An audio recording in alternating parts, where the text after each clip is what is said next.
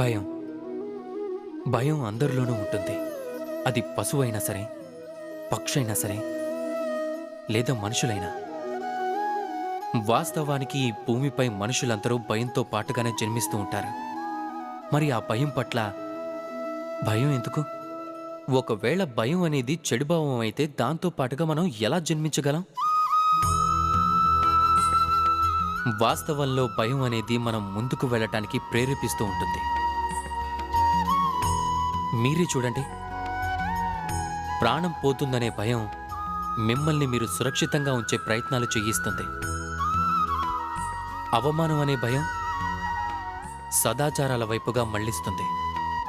ఇష్టమైన వాళ్ళని పోగొట్టుకుంటామనే భయం వారి పట్ల మన బాధ్యతలు నెరవేర్చేలా ప్రేరేపిస్తుందే కానీ ఈ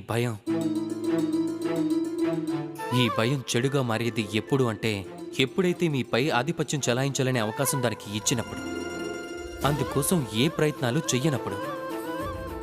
ఒకవేళ మీరు ఈ భయాన్ని ఉపయోగించుకోవాలి అంటే స్వయంగా ఈ భయంపై మీరే ఆధిపత్యం చెలాయించాల్సి ఉంటుంది. కనుక భయం యొక్క హద్దులని చెరిపేయండి.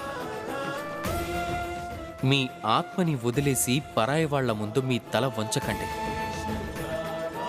బాగా గుర్తుంచుకోండి,